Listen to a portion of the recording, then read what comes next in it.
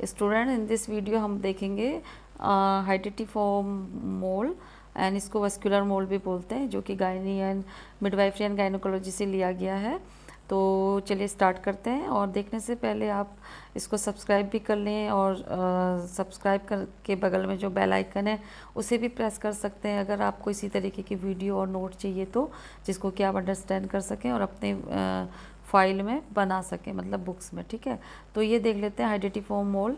तो ये क्या होता है कि benign neoplasm of the chorionic villi, यानी कि कोरियोनिक विलाई का एक बिनाइन न्यूप्लाज्म है, यानी कि इसका जो डिजेनरेशन होता है, यानी कि जो ये न्यूप्लाज्म होता है, इसकी जो ग्रोथ इंक्रीज हो रही है वो बिनाइन होती है, वो कैंसरस नहीं होती है। और इंसिडेंस की बात करें तो जो ये 1:2000 प्रेगनेंसीज यूनाइटेड स्टेट्स यूरोप में इसमें देखी जाती है, और जो 10 टाइम मोर होती हैं एशिया में। ठीक है, और जो इंसिडेंस जो होता है हायर होता है टुवार्ड द बिगनिंग एंड इसका जो toward the end of the child bearing period, यानी कि चाइल्ड बियरिंग पीरियड के जो एंड में इसका जो रहती है ये या इस समय हाई रहता है इंसिडेंस, और इसका स्टार्टिंग में हाई रहता है। ठीक है, इट इज़ 10 टाइम मोर होती है वुमेन में जो कि 45 ईयर ओल्ड होती है। ठीक है, तो ये आप देख पा रहे हैं, ये है यूट्रस का पूरा स्ट्रक्चर आपको मालूम ही है।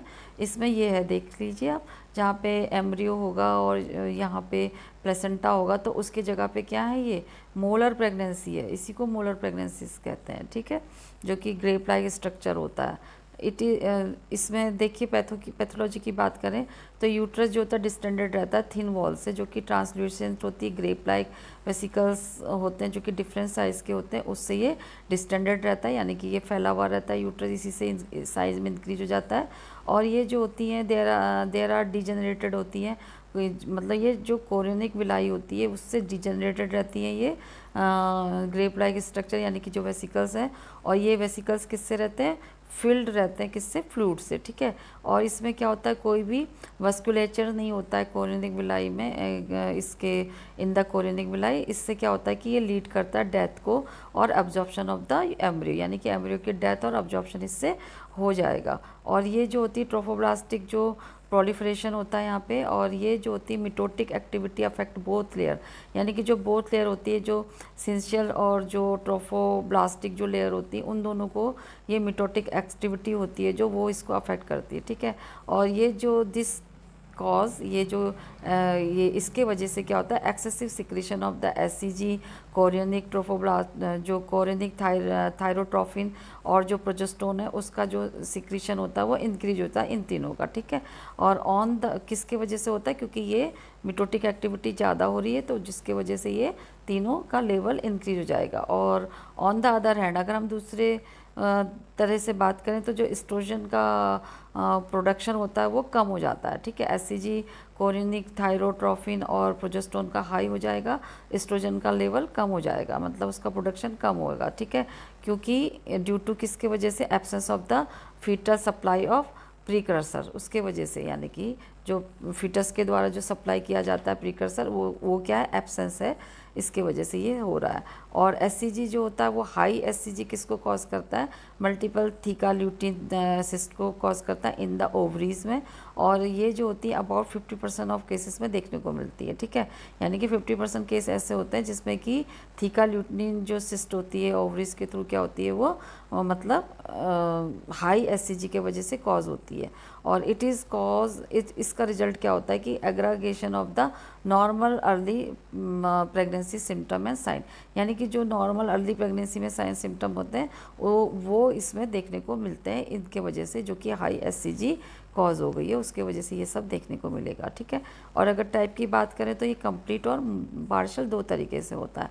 कंप्लीट में क्या होता है कि whole conceptus is the transform into the mass of vesicles, जो ये होल कंसेप्टस है, यानी कि कंसेप्टस का मतलब है जो जाइगोट, जो एम्ब्रियो है, मतलब जो कि कंसीव किया गया है उसका जो पार्ट होता है उसी को बोलते हैं कंसेप्टस, यानी कंसेप्शन का जो पार्ट होता है उसी को बोलते हैं। ठीक है, ये क्या होता है, एक मास ऑफ वेसिकल्स में ट्रांसफॉर्म हो जाता है, और जो यहाँ पे क्या नहीं होता, कोई भी एम्ब्रियो इसलिए यहाँ प्रेजेंट नहीं होता है, और it is the result of the fertilisation of the nuclear, जो अनन्यूक्लिएटेड जो होता है वो इससे, यानी कि ये फर्टिलाइजेशन होता है यहाँ पे अनन्यूक्लिएटेड होता है, यानी कि जिसमें कोई क्रोमोसोम नहीं होते, उसका यहाँ उस तरीके का फर्टिलाइजेशन होता है यहाँ पे। जो ओवम होता है जिसमें कि कोई भी क्रोमोसोम नहीं होता, वो जो होता है क्या करती है, स्पर्म से या फिर विथ डुप्लीकेटिंग या giving rise to 46 chromosome paternal origin. तो यहाँ पर ये क्या करेगा, जो ओवम होता है जिसमें कि कोई क्रोमोसोम नहीं होता, वो स्पर्म के साथ में क्या रहता है, इस स्पर्म के साथ फर्टिलाइज होगा, जिसमें से कि जो जो मतलब उसमें तो कोई क्रोमोसोम है नहीं, तो यहाँ पर क्या होगा कि केवल 46 क्रोमोसोम जो होते हैं वो किसके होते हैं, पैटर्नल ओरिजिन से होते हैं, वही क्या करते हैं, ग्रोथ में आगे बढ़ते रहते हैं। ठीक है। और पार्शियल मोलर में अगर हम बात करें तो जो ये होता है, ये part of the trophoblastic tissue होता है, यानी कि ट्रोफोब्लास्टिक टिश्यू का एक पार्शियल मोल जो होता है एक पार्ट होता है जो कि शो करता है केवल मोलर प्रेगनेंसी को। ठीक है। पार्शियल में क्या होता है, ये ओनली मोलर प्रेगनेंसी को ट्रोफोब्लास्टिक टिश्यू जो होती है वो शो करती है। और ये जो होते हैं, देयर इज़ फीटस, यहाँ पे फीटस हो सकता है और एटलीस्ट 1 एमनियोटिक सैक, और यहाँ पे क्या हो सकता है, एन एमनियोटिक सैक भी हो सकता है। ठीक है। फीटस और एमनियोटिक सैक हो सकते हैं इसमें पार्शियल में।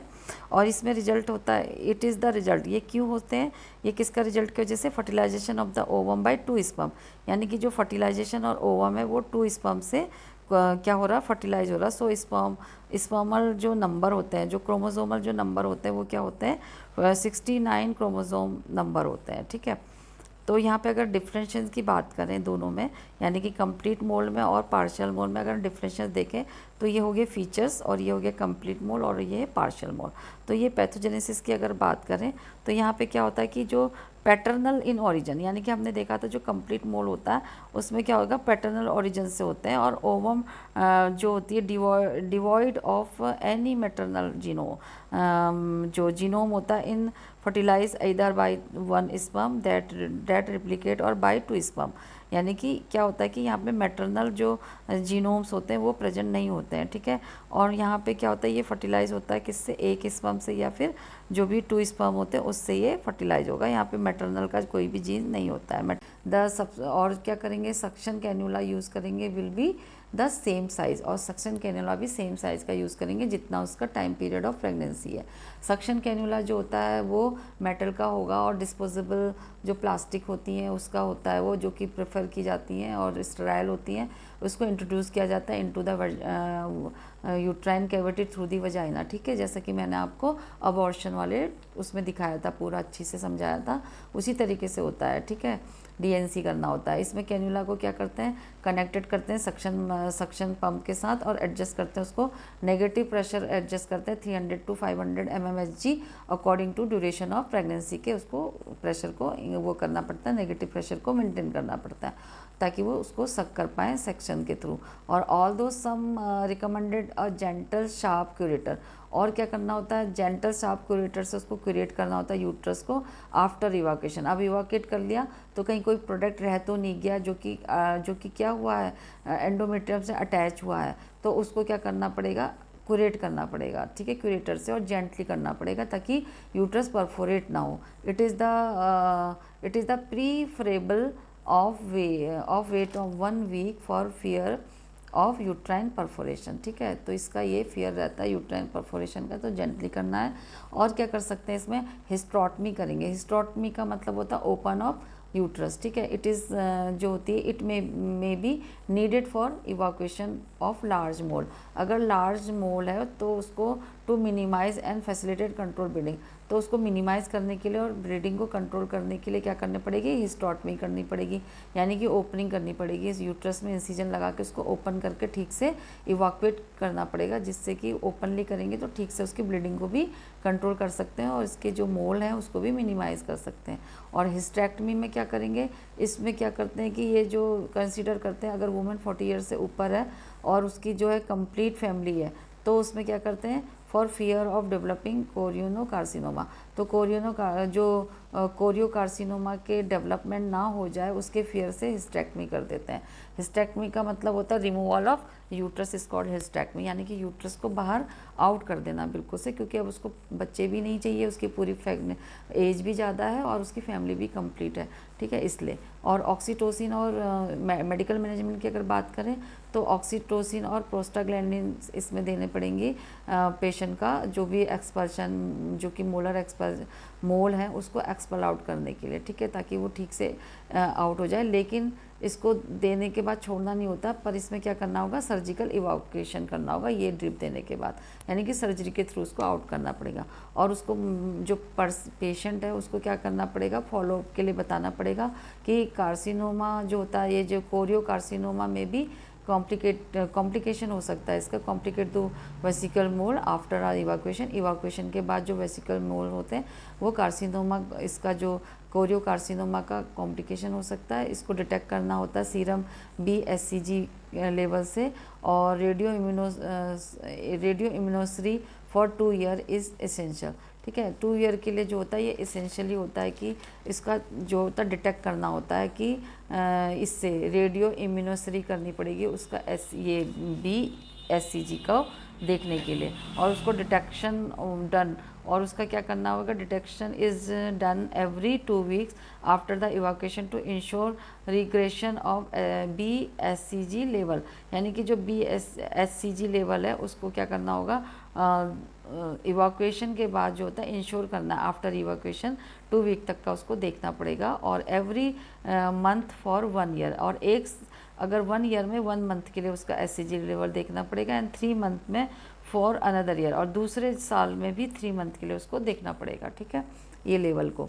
और परसिस्टेंस हाई लेवल इंडिकेट, अगर ये हाई लेवल है तो इंडिकेट करता है कि remain molar tissue which necessitate chemotherapy, ठीक है। तो इसमें क्या होता है कि इसका मतलब है वो उसमें है, जो अगर ये डेवलप है परसिस्टेंट, अगर दोबारा इसको देखते हैं और वो इंडिकेट करता है वहाँ, अगर वहाँ पे वो हाई लेवल ऑफ जो ये अभी SCG का लेवल जो हाई है तो वो इंडिकेट कर सकता है मोलर को। तो जो मोलर टिश्यू होते हैं उसको क्या करना होता है, आउट करना होता है, ये ज़रूरी होता है कीमोथेरेपी के थ्रू, जो कि मीथोट्रैक्सेट करके है, विथ और विदाउट क्यूरेट, यानी कि आप विदाउट क्यूरेट भी उसको कीमोथेरेपी दे सकते हैं, क्यूरेट के साथ भी दे सकते हैं, यानी कि DNC जो क्यूरेट किया था यूट्रस को उसके साथ। और हिस्टेक्टमी भी करनी होती है, indicate for if women had enough children, अगर इनफ चिल्ड्रन है तो उसको हिस्टेक्टमी भी कर सकते हैं, ये इसका एक बेस्ट ट्रीटमेंट हो सकता है अगर राइज हो रहा है। तो राइजिंग जो SCG लेवल होता है वो आफ्टर जो भी disappearance means developing of choriocarcinoma और अ न्यू प्रेगनेंसी, अगर न्यू प्रेगनेंसी है, कोरियोकार्सिनोमा है, तो ये जो SCG का लेवल होता है वो क्या होगा, डिसअपेयर हो जाएगा, मतलब जो हो रहा था वो दिखेगा नहीं, कम हो जाएगा या डिसअपेयर हो जाएगा, स्टॉप हो जाएगा, ठीक है। So combined contraceptive pills should be used for prevention of the pregnancy, इसलिए प्रेगनेंसी को प्रिवेंट करने के लिए कॉन्ट्रासेप्टिव पिल्स का यूज़ करना चाहिए, विच कैन बी मिसलीडिंग, ताकि क्या ना हो, मिसलीडिंग ना हो। मिसलीडिंग का मतलब कन्फ्यूज़न में ना हो, कि मोलर प्रेगनेंसी को भी फिर प्रेगनेंसी का कन्फ्यूज़न हो जाता है, इसलिए प्रेगनेंसी को अवॉइड करने के लिए कॉन्ट्रासेप्टिव पिल लेनी चाहिए। It is the expected that urine pregnancy test, और उसका यूरिन प्रेगनेंसी टेस्ट भी करना चाहिए, जो कि नेगेटिव 4 वीक आफ्टर इवाक्यूएशन, जो इवाक्यूएशन के 4 वीक के बाद अगर देखेंगे तो वो नेगेटिव होगा, और सीरम BSCG जो होगा उसका अनडिटेक्टेबल होगा, मतलब वो नहीं आएगा, डिटेक्ट नहीं होगा 4 मंथ आफ्टर इवाक्यूएशन, मतलब इवाक्यूएशन के 4 मंथ तक, तो ये इसका साइन होगा कि प्रेगनेंसी उसको नहीं है। और जो early feature suggesting residual molar tissue include क्या होंगे, वजाइनल ब्लीडिंग होगी। अर्ली फीचर होते हैं जो कि मोलर टिश्यू के जो रेसिडुअल जो फीचर होंगे वो होंगे वजाइनल ब्लीडिंग होगी, रिकरेंट प्री एमन्योरिया होगा, यानी कि फिर से उसको क्या हो रहा है, प्री एमन्योरिया हो रहा है या ब्लीडिंग, और फेलर यूट्राइन इन्वोलेशन होगा, यूट्राइन इन्वोलेशन फेल हो जाएगा, यानी कि जो यूट्रस है वो अपने जगह में, मतलब उसका जो इन्वोलेशन होगा वो फेल हो जाएगा। और परसिस्टेंस ऑफ ओवेरियन इनलार्जमेंट, और जो ओवेरियन होती है वो इनलार्ज हो जाएगी, ओवरीज वगैरह, ठीक है। तो thank you guys for watching this video, and do like, share, comment and subscribe this channel. और thank you, goodbye, take care.